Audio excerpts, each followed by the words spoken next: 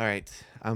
This is like episode 4. This is I'm going to call it something like bad news. I am hi because I'm Tim, 46. This is my wife Josie. She's a sweetheart.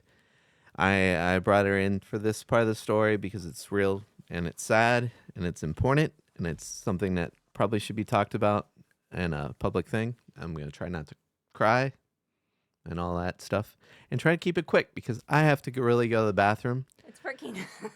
I have a lot of these to drink, Mm-hmm.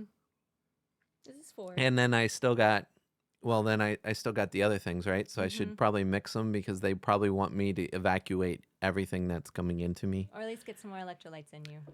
Yeah. You're not allowed to drink after 9 something. Okay. Oh, after 9 p.m.? Yeah, no more water or anything. You can have more insurers. Oh, You have one more. Okay. After that. all this is not fun. And this story is not going to be fun. Mhm. And I don't know how to tell it. I was going to write notes and kind of guide myself, but that feels really out of place. So we got home from the colonoscopy. Mhm. I did mention that, just a surgery pep. Yeah, all that stuff. I'm going through right now. And there's episodes before and after, and you can see how I fall apart as it goes on. For your entertainment value and trying to make YouTube, please hit that sub button. Mhm. I need subs so I can make those pennies to help me buy this stuff and pay bills. Mhm. Um, so I got home.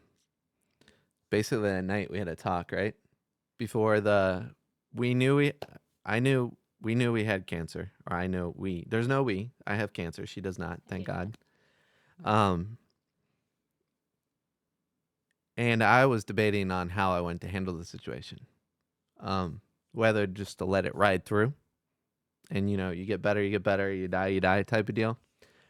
Because things get really expensive, and I don't want to leave anyone behind with debt and responsibilities and all that stuff. So maybe if you just let it ride through real quick, it would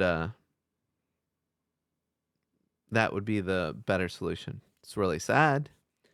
It's not that I want to die or anything, but I also don't want to leave behind a huge burden. Woo.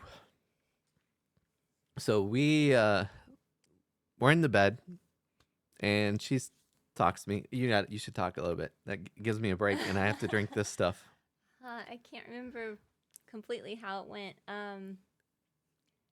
He's a little selfless, and I knew I was, as you can imagine, jacked up when we found out that he had cancer.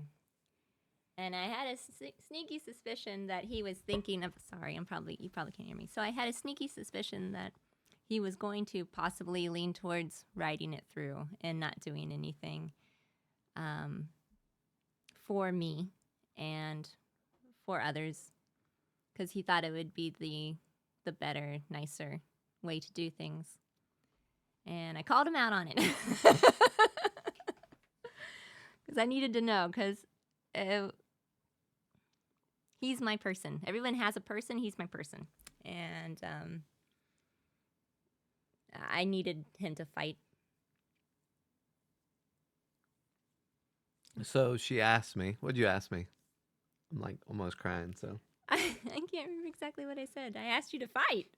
Yeah, that's it. She asked me to fight, and I, being myself, I I gave her 5-10 minutes, maybe longer, of like dead silence, because I legitimately was thinking it through. He likes dramatic pauses. That's not true at all. I mean, I So do, true. I do dramatic pauses, but because I'm thinking, I don't want to just, I know. I don't want to just answer, and I really thought it through, and it was more of like if it was the other way around, how I would want to handle it, and that's how I'd want to handle it. So, fair is fair. So he said he was going to fight. Yeah. And so I am. Mhm. So, what I did right afterwards is the next day I started calling everybody, moving up all my appointments Mhm. because the insurance and all this stuff, it's confusing. And people are like, we might contact you, but they're telling you they're also telling you at the same time, you need to get this done as soon as possible. So it's weird and confusing. So after visits and doctor things and stuff, I would be out of one doctor. I'm supposed to get this scheduled. They're like, well, we need to call your insurance to make sure it's approved, and that might be a week later and all this stuff. So I have to sign something to get it done, and just moving it all up. I'm out. We're literally leaving one doctor, In meeting the lots of car. new people, and I'm immediately calling the next one Mhm. to get the thing scheduled out. And you know what? Everybody was great Mhm. and very helpful. Even if their equipment wasn't working, they called me back right away. Yeah, that one gal. Yeah. So That was it's been uh, a wonderful experience in that way of how useful and helpful people have been. And they deal with this stuff all day. They don't have to be like that. Anyway, that's cool. This is a good time to end it.